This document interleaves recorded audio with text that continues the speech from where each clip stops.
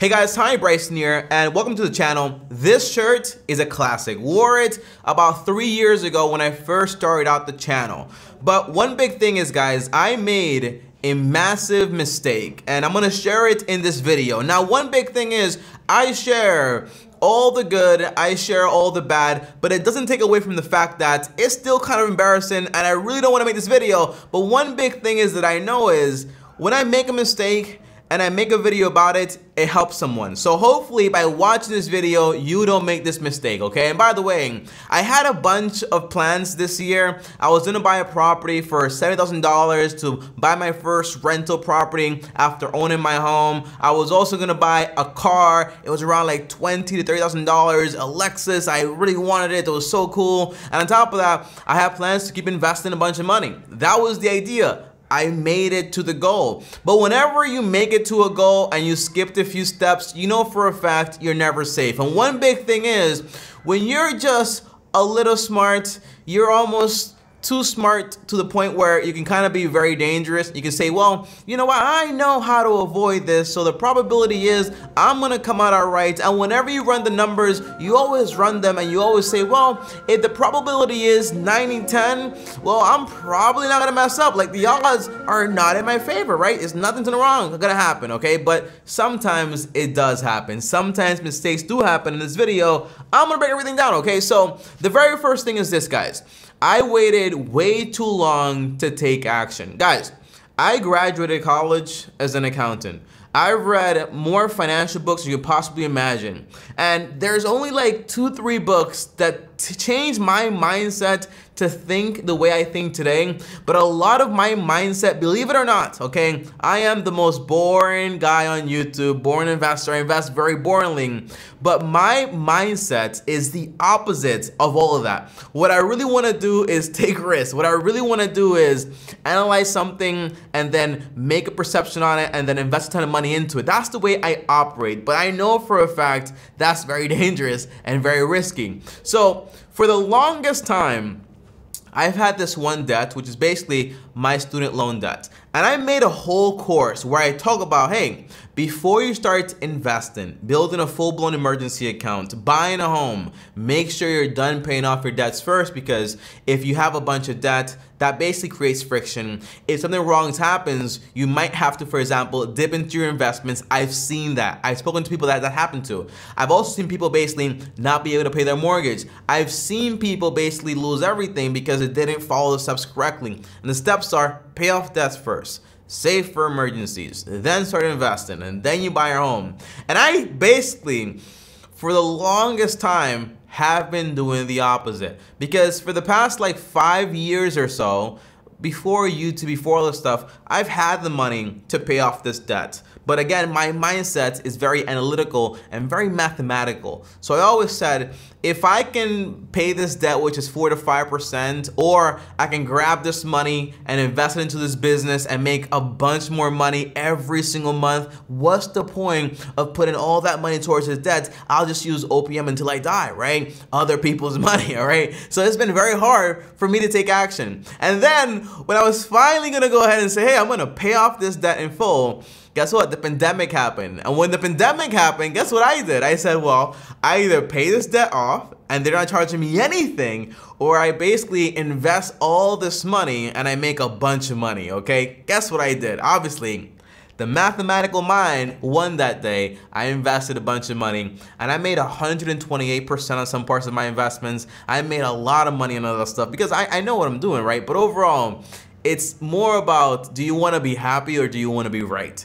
That's the big thing. And there was always something else popping up. And now guess what? Something else popped up where the probability finally caught up to me and I've made mistakes. So now I have a over $20,000 problem that I need to fix before I actually get to that. And I've had to pause a lot of things. So one big thing that stopped me was knowing what I needed to do, but letting me being a little too smart get in front of me doing the right thing that's gonna benefit me for the future. So that course I made, what I should have done after I made that course was watch it at least another 1,000 times and say, hey, Tommy, this right here, it works.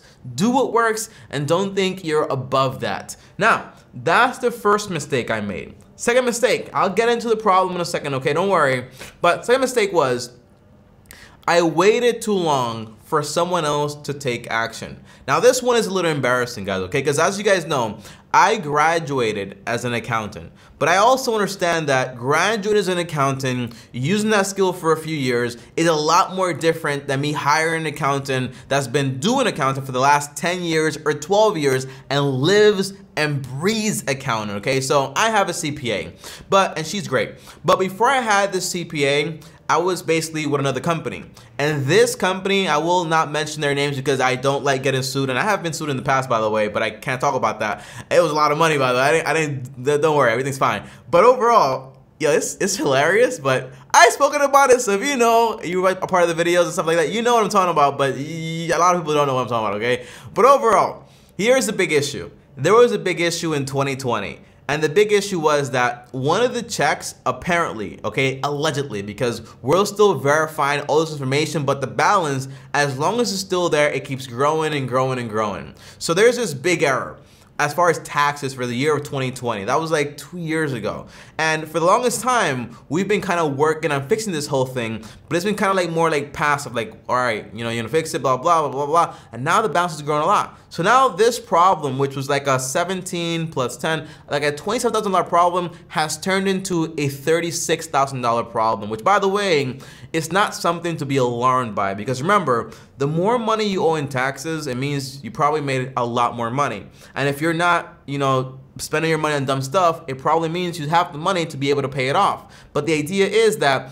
by me waiting for somebody else to take action on the things that are actually basically affecting me, that balance has basically grown. And between penalties and interest, which I hate those words, the idea is, guys, okay, once we found out about these balances, we knew there was something wrong, so we sent in letters. While we were sending in all those letters, guess what happened? Pandemic is going on, no one's receiving anything, no one's responding to anything, and then the balance just basically keeps accruing, and we're trying to figure it out. But what I should have done was basically just paid it off back then in 2020, even if I'm not liable, and once I prove I'm not liable, then basically they return the money. So now I have to basically pay out this $36,000 almost, I think it is like $37,000 I have to pay in full towards all this balance, and that basically has put a stop to everything else I had planned, like buying the $70,000 home that I wanted to buy, buying this $30,000 car, because on top of that, I spent some money on this property, because, you know, I gotta live somewhere.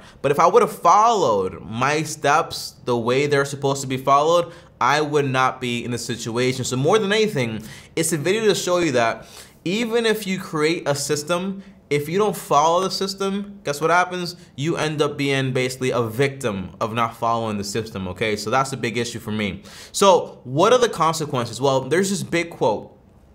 This one's from the Bible, which basically says, before you start a project, make sure you have the estimates and the cost in line, so you actually have the money to be able to complete it. And on top of that, second one is, Tony Robbins says, you have two pains in life. The pain of regrets or the pain of discipline, and you have to pick which one you're gonna do. So the first part is this. The good thing is that although you have this $36,000 to $37,000 balance, what I've been doing with my money when I wasn't doing the steps wasn't, for example, misusing my money, but it was basically investing my money and saving my money like crazy. So the good thing is, hey, I've managed to buy a home and fix it up. That cost me like $180 to $190, but I have no mortgage, I have no rent payment. That's a good thing. But I should have done the steps in order first, right? Because things could have gotten a lot worse, by the way. And then on top of that, a good thing was with the extra money I was basically making and earning all this stuff, I was investing. So I invested over $300,000 into the stock market, which basically gives me a lot of passive income to be able to basically handle these type of issues. And the third thing is that I wasn't buying liabilities here and there. I was just basically buying assets and collecting assets, and also building a cash reserve when I was actually going to do something else with that money. So I built up a cash reserve of like a little bit over $60-something thousand. So I'm able to go ahead and handle this problem. But for the next 6 to 12 months, I'm gonna have to basically live with the consequences here, which are basically, hey, Tommy, you're gonna have to pause the investments, that's kind of crazy because I haven't paused investments since I started, and I started when I was like 19 years old, which is a big deal to me. I'm gonna have to basically pause the plans to buy this rental property for $70,000, which is a big deal, right? Which is awesome. And I'm also gonna have to pause the idea of, hey, I had this plan of buying this nice car or whatever. I'm gonna have to pause that too. So for the next 6 to 12 months, I'm basically gonna have to play catch up for not making the decision I should have made in the very beginning. So here's my advice for me to you, because what's helped me the most is whenever I have an issue, the good thing is, I've learned this a long time ago, I don't know from who exactly, but I like to basically grab some paper, not my phone or anything like that because it's distracting. Grab some paper and you grab a pen and you write down exactly what is going on and what are the numbers involved here. What is your income? How long is it gonna take to fix all these issues? So for now, I've paused everything and my plan is to follow the plan, okay? And to not deviate from the plan, from the belief of like, hey, I'm good, okay, I'm not feeling fine. I'm gonna follow the plan exactly. So that puts me back at step 1. So first thing is, you pay off the debt in full. And that means, hey, I'm gonna be done with the student loan debt for good. And then I'm gonna have my emergency fund fully funded, which I already have, but I'm gonna have to basically use that money for something else. And this is the thing, right? You never wanna have to do these things, but you gotta do these things if you basically make mistakes. And that's not, so it's like you hear all these things happen to other people. You never think it can be you, but it can be you if you don't take the right steps. And that's one big thing I've learned. So I'm gonna have to pay that off first. Then I'm gonna have to basically build a full emergency fund, fully funded to a comfortable spot. And then I'm gonna continue investing. And then the good thing is I don't have to buy a home because I already have a home. And this right here is gonna take me like really not that long, like 3 to 6 months. But to be sure, I want to do like 6 to 12 months to basically build this whole thing like a concrete wall. And the big thing is, guys, follow the steps and don't think you can't misstep because you kind of like know the way or whatever. That's my big mistake, the big error that I basically made. So by the end of this month, that whole tax issue is going to be fully done. And by the way, the good scenario is that because it legitimately isn't my fault because the company didn't file the extensions like they should have, and we spoke about it and they should have done it. The idea is we could get all that money back and everything could just be fine. But if that stuff isn't solved, then at least it is solved and it's a 6-month problem. But imagine, for example, if I had gone ahead and I would have basically bought the crazy car, I would have bought the home that I actually wanted back then, which was like $700,000. I would have bought this and that and this, and then this issue comes up. That would have put you in a whole different situation. So one big thing is doing the right thing really does make sense, and even doing the right thing a little bit really does save you when the bad things really come by. So that's the idea, guys, okay? So if this video helps you, it should help you in this very simple way, is to just follow the steps as they're laid out. They're laid out that way for a reason. On top of that, also, don't misuse your money on dumb stuff, because if something does happen, you want to have that reserve there to basically handle business. And then third, just basically, it's okay to take a pause and to then go ahead and continue to make sure these things don't happen again. But the idea that you're gonna make a mistake, fix it, and go right back to what you were doing before, it doesn't make any sense. And by the way, good thing is, right, and this is something I could do, but I'm not gonna do, is I could just basically grab like 4% of my investments like I should be doing, but I'm not gonna use it just yet because I wanna wait until it's like at a larger point. And not even 4%. If I grab, for example, let's say like what I make in a year from my investments and I basically just use that money, all this goes away. And that's the good thing in a sense. But it should have never been here in the first place. And I'm not gonna use my investments because the only way investments works is basically you allow compound interest to do what it does. Guys, that's it. Thanks for watching. As always, like, subscribe, hit the bell so you're notified. Comment down below any questions that you may have. And if you have any other questions or details about this whole situation, I'll be in the comments, because I'm not only in the comments when there's good stuff going on, I'm also in the comments when there's bad stuff going on and mistakes that I gotta clear up. And by the way, just to make sure you guys understand, this is not a tax evasion or evasion thing. I will be in jail for that. This is basically a big misunderstanding with tax extensions and all this other stuff that should have been done a while back, okay?